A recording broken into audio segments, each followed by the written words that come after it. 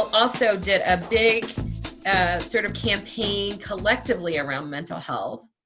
And we could talk a little bit about that, but do you feel like we've covered the mental health campaign? So tell us about what you did for that, because you all came together and did a mental health thing. What was that like, and what did you do?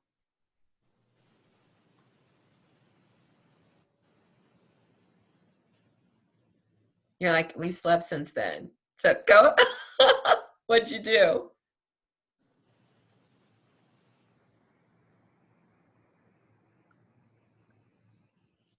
We created a presentation, and so we all did some research and we ended up putting it together. So we talked about stress, chronic stress, COVID-19, resiliency, and coping with stress. Oh, also the internet, because Yeah. sometimes you have to take a break from that. Yeah. Other things. It was a great presentation, and you promoted it and you advertised it and did it on Facebook. Am I right? Like, it's on Facebook if people wanted to find it. And I thought, having listened in, the piece around resilience, it was all great, but the piece around resiliency seemed really, really helpful, because sometimes we only talk about the problems and never talk about the solutions. And what was it like for you to think about that there were lots of things that could be done to help people get over the bad stuff?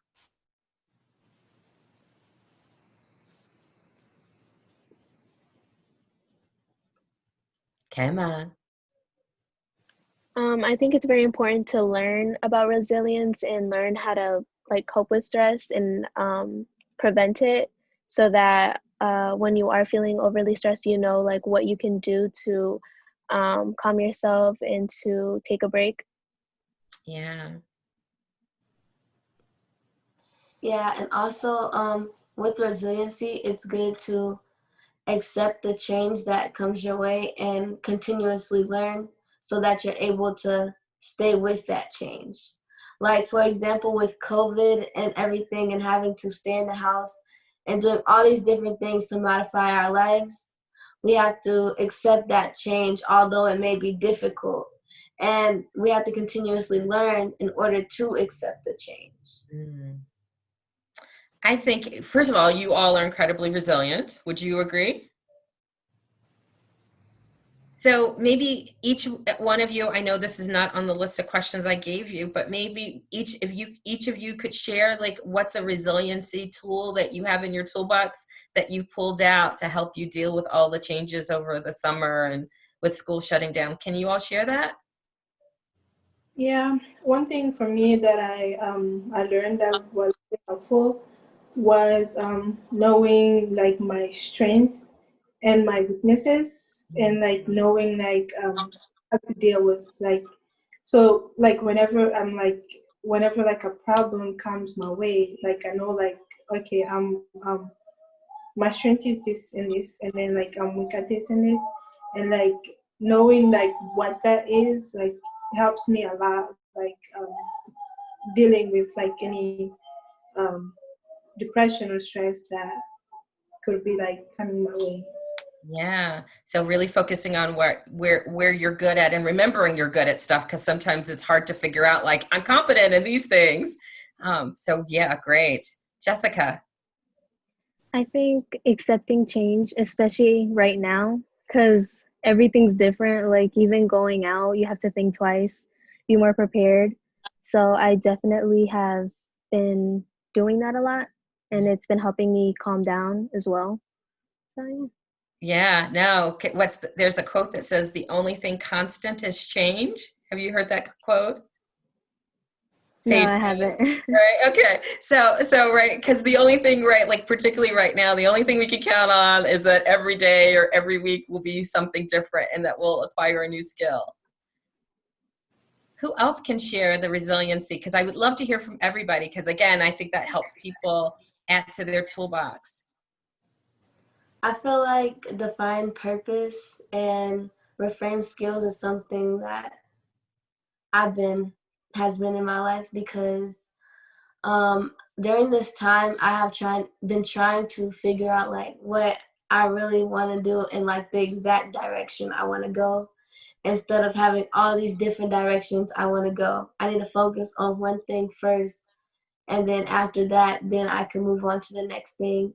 But for frame skills, I look at all my talents in a different light now that I've just been in the house.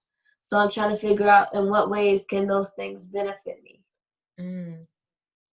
And it seems like, Paige, you've also done some reflection on what impact you can do, how you can use those skills to benefit other people. I think all of you, the reason why you're here, right, is that you've been thinking about how do you use your talents to help the planet, your community, your peers too. So those are great ones. I need to remember that.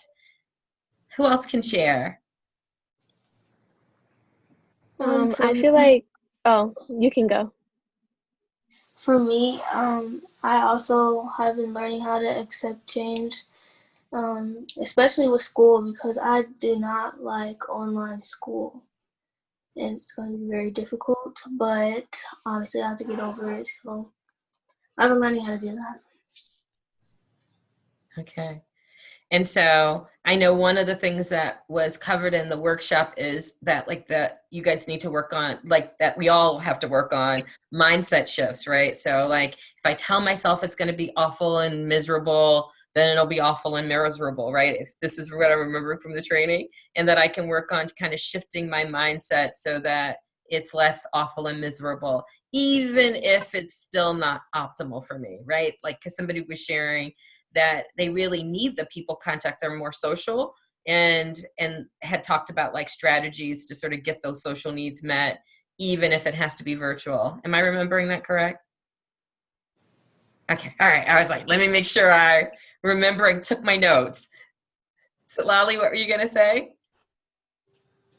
I was gonna say that I also accept change because I feel like right now that's all you can really do. I feel like you just have to work with what we've got, and we just have to like deal with it and try to make it the best situation we can.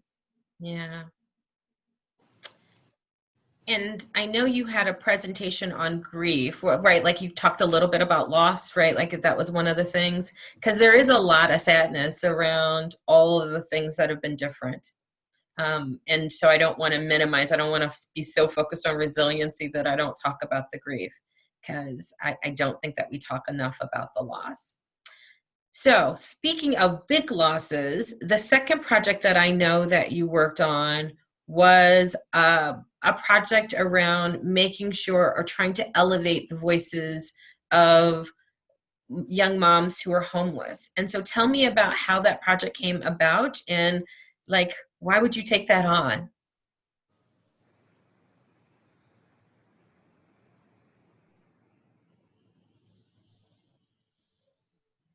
We chose to do this homeless project because we felt like homeless people are often not given a voice, and we wanted to elevate their voices by doing the survey and hearing like the issues that they're having and how like they think the community can help them. Other thoughts? I think also we were thinking about how it's hard regardless being homeless, but being homeless and also having like children to take care of, I think is also especially hard. So we kind of wanted to elevate their voices, how like we could try to do that. And I know, Jessica, you mentioned like one of the things that got you to start thinking about the needs of homeless folks was you were just thinking about like the what ifs with friends. Can you say more about that? Just because I know that there are teen moms, and I feel like luckily some like their parents do help them out, but in some case that isn't always the case. So I feel like it's hard as it is, and I feel like being homeless is just even like just adds something more to it, because not only do you have to think about yourself, you have to think about your child too. Yeah. And I know you had people from Cunningham Township, the trustee's office, and from Head Start talk a little bit about some of those needs what did they tell you about, or what should the audience be aware of? Might be some of the unique needs that homeless moms might be experiencing or need to be, right? Like, what did they tell you, and what would you like the audience to know? One thing that stood out to me, like, so we did a survey and sent it out to people, with questions like, how would you, how would you like to see the community support you, or what are the biggest challenges of being homeless, stuff like that. And something from one of the responses was, when they finally get back on the right track, like, stop taking stuff from them. They didn't specify, but like when they were finally improving, it was like things were being taken from them, so then they would backtrack. And they also said, making like more affordable things. Like, Yeah. it wasn't specified, but that was a response that stood out for Yeah. needs. No, that's an important one. So I think, right, like I want to make sure, see what else you heard, but that whole, like, if I'm trying to get back on my feet, don't, like, and I have a support, don't take away something else as I'm trying to get back on my feet until I'm fully on my feet. That's probably what they meant. Like, if I've got like childcare help, don't take away the childcare help when I go get a job, right? Because I still need the help. That's important. Or if it's a parent who's like helping out in certain ways, don't all of a sudden stop helping out in that way just because I'm doing better. What else did you learn?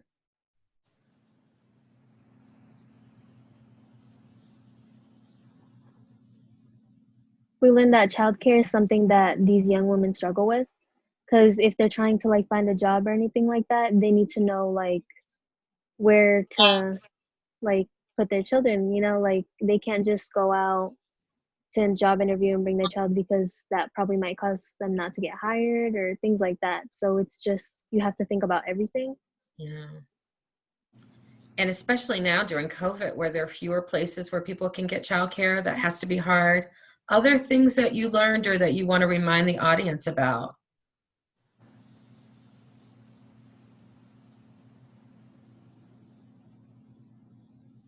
Well, also what we learned was that there are a lot of resources, but it's not enough of those resources. Yeah. So there are some, but there are a waiting list or not a lot of availability. So the needs far exceed the availability. And I know they talked a little bit. So what could happen? What are some of the risks that happen to young moms with kids when they don't have the support they need? They did talk about a little bit about that. You guys are learning a little bit about that. Like, what's hard about it? Well, they could still have school, and not having the support could make them drop out of school. Yeah. Which impacts them and their kids, right? Other thoughts? Because this is an important project. So if people, I know the survey was just part one. What else did you hope to do with it? So right now the summer program officially ended. We're trying to find like resources to keep you going so that the rest of the work can happen. But what were you hoping to do once the survey was done? So to tell people, and then are there ways that if there are people out there who wanted to fill out the survey and they wanted to do it, could they still do that? Yes. So they could reach out to the, is it the CU Peer Ambassadors or the Trauma and Resiliency Initiative, and say, hey, and anonymously they can fill out a survey. You don't ask for any information. Am I right? Mm-hmm. Okay. And then what do you want to do with the data? Like, what's the wish when you're all done?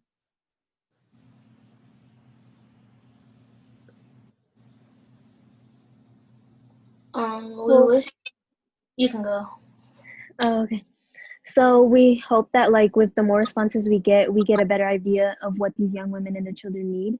So hopefully with that we can move forward and think about like supplies that they need, or like some women would talk about how once they started getting a little better like financially, like something would get taken away from them, maybe like maybe try to make it so that they have those like that help for a while Yeah. until they're like maybe have some savings and stuff like that. That way they can continue to do better instead of like they get help, they get a little better, the help gets taken away, which I feel like happens a lot. Mhm. So yeah. So you definitely want to do some more advocacy work. And then I also heard, I think through the grapevine, that you want to do some like photo stories or elevate voices to make sure that they get seen and heard. Am I right? Did I make that up? Okay. Okay. Because that was one of the big things that we heard was there was so much invisibility and that frequently we didn't see them. And so that you wanted to make sure that they got seen at a way, right? Like, am I on the right path? Karis, did I forget to say anything? Because I know you were going to say something right before Jessica chimed in. No, I was basically just gonna say what she said. I was Okay. just saying. So we are almost near the home stretch, right? So I guess I want to tell you. So this part is, so we had talked about this in part because yesterday when we were just sort of preparing for the call, you all reminded me that you might wanted to say something about ongoing issues around mental health and stress, ongoing issues around school. You might want to mention something around how community violence is impacting you and other teens, and some final thoughts about COVID. So I don't know where we should start, right? But we could just sort of go round robin and hit each of those. We have about 15 minutes, so like you can sort of just talk generally, yeah, pop in as you can. And then I know you were going to do a final sort of pitch about how people can still help and get involved. So are there final pointers that you want to say to teens or to adults who work with teens about teens and mental health, particularly in relationship to school? What I have to say is that just be patient with yourself, because this is like a big change for everybody. And so like it may be a struggle at first, but over time, like we'll get used to it. So it's just important for you to be patient with yourself and also incorporate some self-care techniques, and make sure you have more than one technique to use, because one may or may not work one day and another may work another day. So make sure that you do that. Yeah. And that's helpful for the adults in their lives too, because we get awful impatient when we're all stressed out, right? Other things.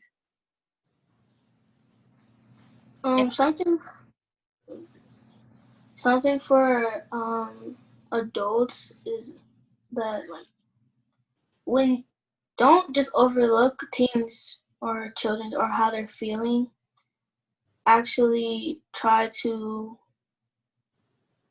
get them to talk about it, because it's often just overlooked, or like, or you're just making up excuses or something like that. Like it's not taken serious, especially now since this is a big change. Like we are feeling different emotions, so actually like talk to your children or whatever how they're feeling, and Yeah. listen and try to help them through it. Love it. Yeah, one thing I was also gonna add is to all the teachers, I kind of want them to like to be helpful with this virtual learning and stuff, because like last semester, like toward the end of the last quarter, like we couldn't go to school, and I feel like some of my friends were really like they're not really used to work with computers, like they're not really used to technologies and stuff like that, and like thank God they like it wasn't like they could fail like any assignment and stuff like that. It was just like gonna improve their grades, so that like was a good thing. But like I would ask teachers to be like patient and like really helpful, and like try to help like students, because some people like they could fail classes with like everything that's going on. Like they're not really used to technology, or they're not like so great at technology, and like sometimes like they might not like know how to reach out. So I say like they can like be more helpful. I love that, because I will tell you a lot of times, right? Adults that I know just assume that young people, because your life or so like social media or whatever, that you just are absolutely comfortable in technology, that there are no problems, and we make lots of assumption that it's going to all come easy for you. And I love that as a reminder, Dadine, that just because you're young doesn't mean that everybody's a technology expert, and that sometimes need more patience, more support. That is a really helpful tip, because how many of you believe like all adults, all old people think you have everything mastered with technology, like you're all tech wizards? And you're like, yeah, right, not always. So thank you for that. Anything else that you want to share about school and mental health and stress, and or mental health and stress? Okay, so a couple of you mentioned that, because I asked the question about how community violence, or has community violence been an issue, and a couple of you had an answer to that question. So pipe in, like, how has maybe some of the recent violence impacted you? Or not, because that was another thing that came up. For me, I'd say be more like aware of like what I do or like where I'm going, because like I sometimes like see on social media like police violence and stuff like that. That that is like really scary, seeing like a young people like me getting shot by police and stuff like that.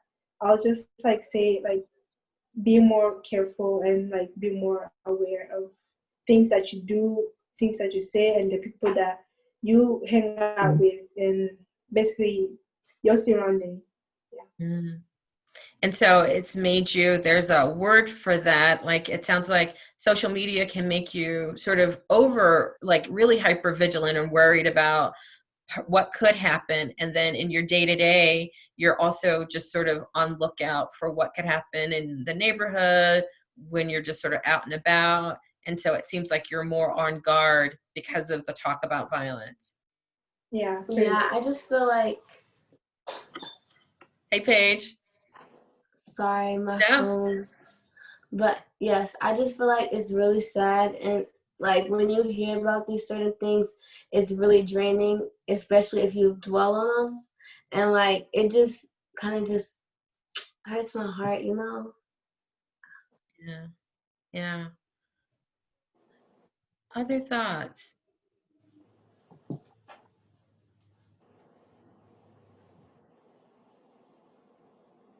I think it can definitely be stressful learning about violence that's happening in your own community, and it can definitely make you think and worry about like your safety.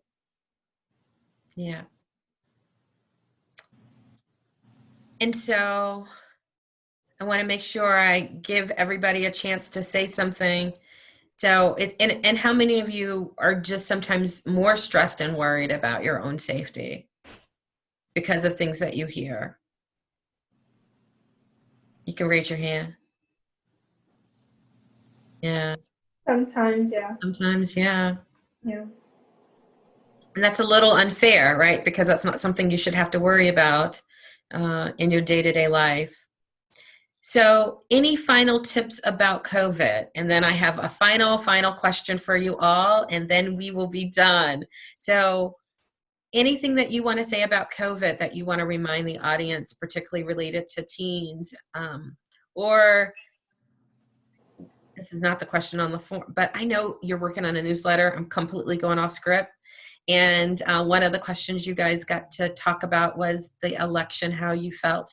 And we can't endorse, right, like politicians, but are you excited about the possibility of a female vice president? Because I know that that was one of the things that you guys were talking about a little bit. Yes, I am, because I recently listened to her speech.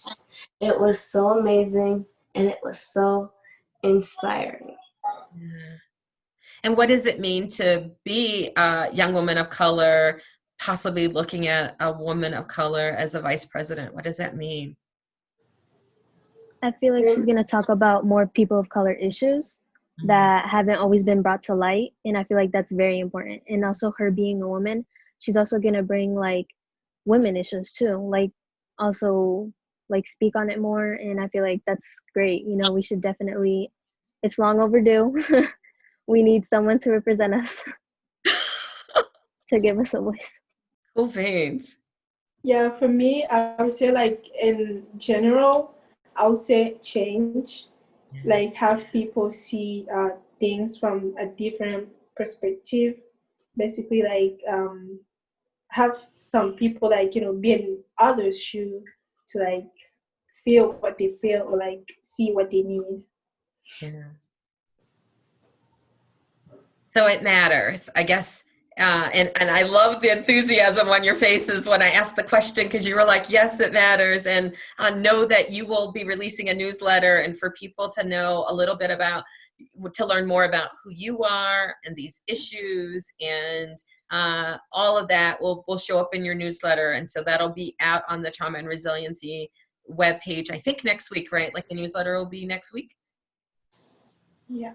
And so in closing, I'm going to give you, we have like 5 minutes. And so one more chance to speak about anything that you think is important, right? Like if you had a chance to speak to parents, the community, or people who work with teens, and to advocate for some change that you would like to see in Champaign and Urbana, what would you like to, like, what's your final like ask for the community?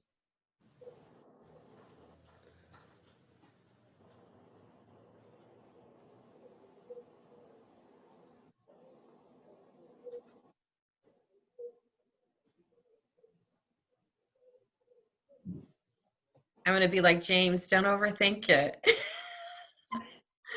Take a stab at it. There are no wrong answers.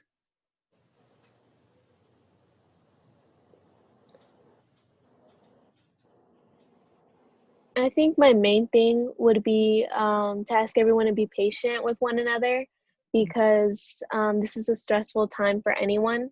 So I think that we just need to take each other into account and think about each other's feelings. And yeah. Yeah. So that's a great piece of advice. And don't be selfish, right? Yeah, one thing I was gonna say is just like try to be more passionate, compassionate, like be nice. Try to reach out to people because this is really like everybody's going through things on this time, and like reaching out to somebody and like ask them out like how they are, like even a simple hi could like really help, like could make someone's day, because you never know like what people are going through. So reaching out, social communication will be something that I would say. Now that is beautiful. That would be a more loving community. Other things, these are great.